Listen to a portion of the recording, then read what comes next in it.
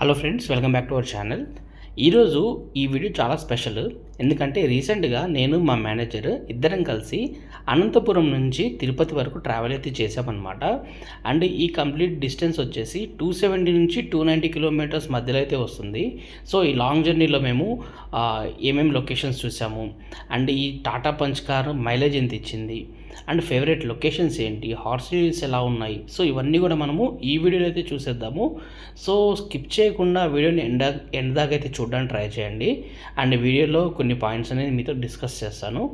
So let's get in the video. Hello guys, ఈరోజైతే మేము అనంతపురం నుంచి తిరుపతికి ట్రావెల్ అయితే చేయబోతున్నాము. సో ఎందుకు వెళ్తున్నాం అంటే తిరుపతికి మా వన్ ఆఫ్ ద కొలీగ్ది రిసెప్షన్ అయితే ఉందన్నమాట, మా శ్రావణ్ అన్నది. సో ఆ రిసెప్షన్కి నేను మా మేనేజర్ ఇద్దరం కలిసి స్టార్ట్ అయితే అయిపోయాము. అండ్ ఇప్పుడైతే ప్రజెంట్ సిఎన్జి గ్యాస్ దగ్గర సిఎన్జి అయితే పట్టిస్తున్నాము. అండ్ సిఎన్జిలో కార్ మైలేజ్ అయితే సూపర్గా ఇస్తుంది. నియర్లీ 25 to 26 అయితే ఇస్తుంది అనమాట. సో చూద్దాం లైక్ మనకి సిఎన్జి అనేది ఎన్నిసార్లు పట్టించాము, ఎంత అయింది ఏంటి అని చెప్పేసి మీకైతే అప్డేట్ చేస్తాను. కంప్లీట్గా ఇక్కడ నుంచి తిరుపతి నాకు తెలిసి ఒక 280 కిలోమీటర్స్ అయితే వస్తుంది.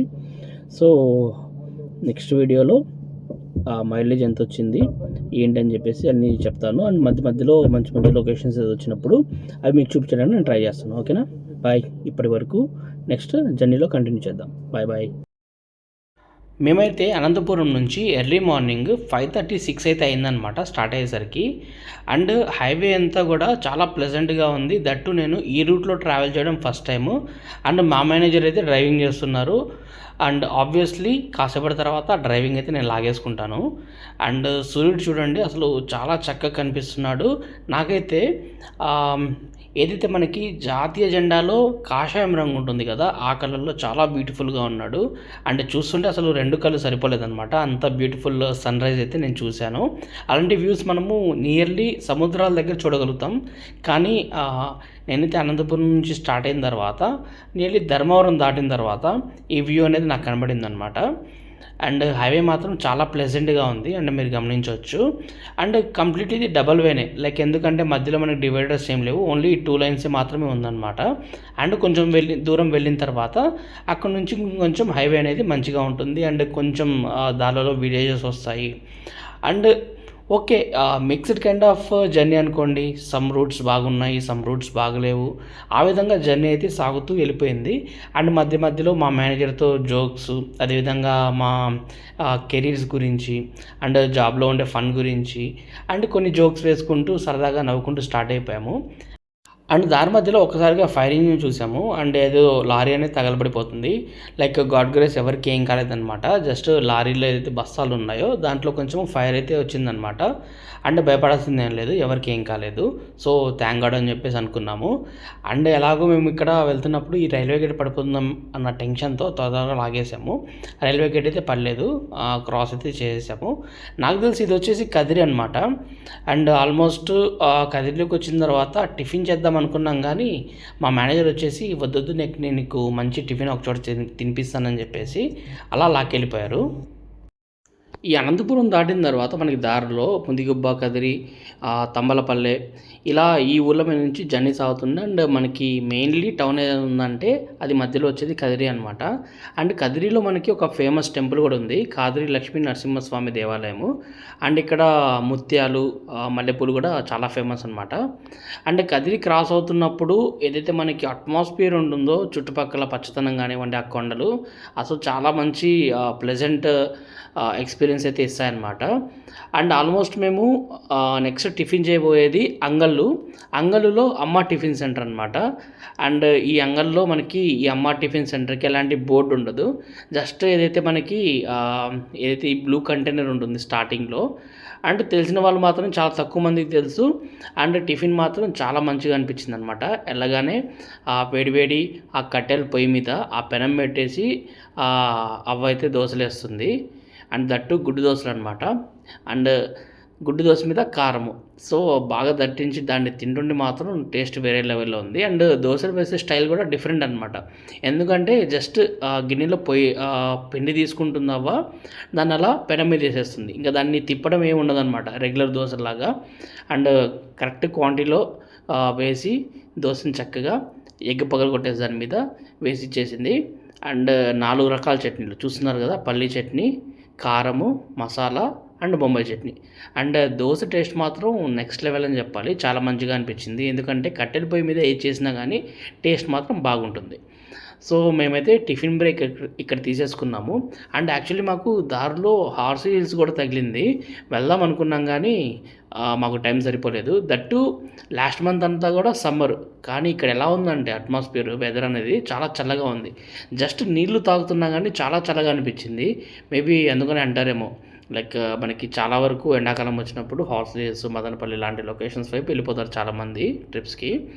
అండ్ మేమైతే second round of CNG gas అయితే పట్టిస్తున్నాము. అండ్ ఫస్ట్ మేము పట్టించింది నియర్లీ ధర్మవరంకి, అంటే ధర్మవరం లోపలికి వెళ్ళము, హైవే నుంచి కట్ అవుతున్నాము. అక్కడ పట్టిస్తే సిఎన్జి, మళ్ళీ ఇక్కడ నియర్లీ మదనపల్లి దగ్గర గ్యాస్ అయితే పట్టిస్తున్నాము. అండ్ ఇక్కడ మదనపల్లి నుంచి తిరుపతికి మధ్యలో వెళ్ళే హైవే ఉంటుంది. అసలు ఎక్సలెంట్ అని చెప్పి చెప్పుకోవచ్చు. ఎందుకంటే అంత మంచి రోడ్ వేశారు, కంప్లీట్లీ 4 లైన్ అనమాట. అసలు 140 తగ్గుతున్నా కానీ బండి అనేది చాలా స్మూత్గా వెళ్ళిపోతుంది మనకు హైవే మీద. అండ్ ఈ హైవే ఇలానే పడిందంటే ఇంకొంచెం దూరం మాత్రం అదిరిపోతుంది ఇంకా.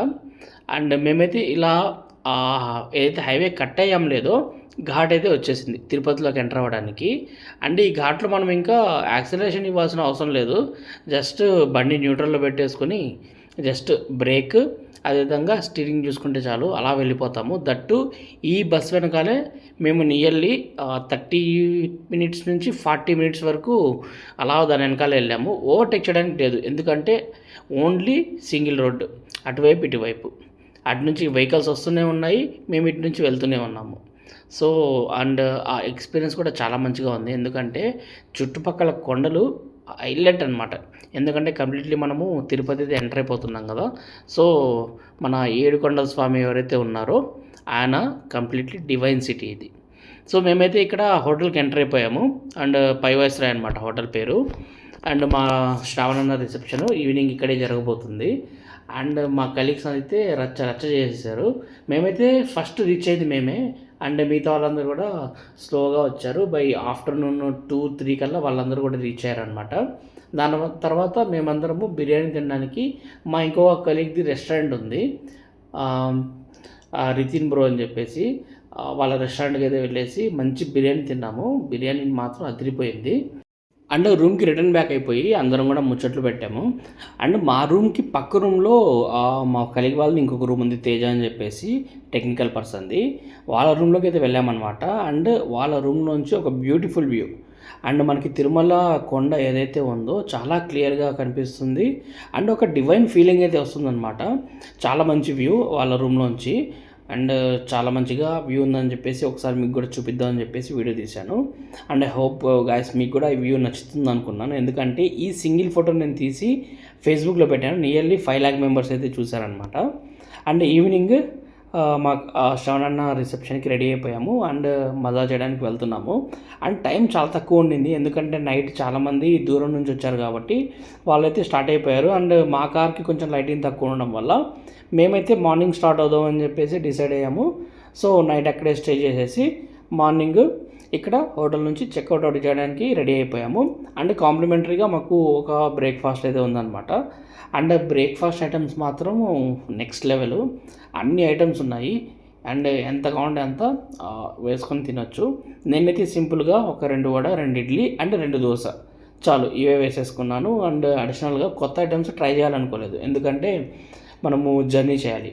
దట్టు ఇక్కడ నుంచి అనంతపురంకి మళ్ళీ నియర్లీ 270-290 కిలోమీటర్స్ అయితే వస్తుంది కాబట్టి సో లైట్గా ఫుడ్ తీసుకుందాం అని చెప్పి డిసైడ్ అయిపోయాను.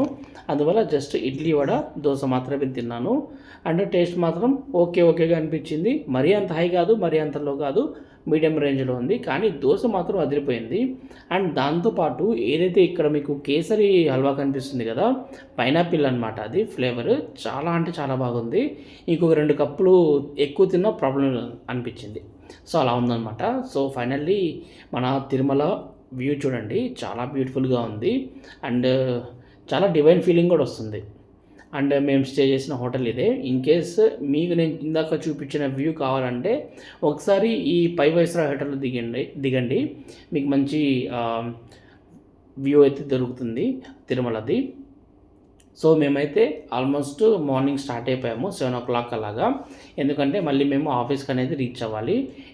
నేను అనుకున్న టార్గెట్ టైం వచ్చేసి 7కి స్టార్ట్ అయ్యాం కదా, బై 11 o'clock కల్లా ఆఫీస్కి రీచ్ అయిపోవాలని చెప్పేసి టార్గెట్ టైం పెట్టుకున్నాను. సో చూద్దాం ఎంత టైంకి రీచ్ అవుతాం అన్నది.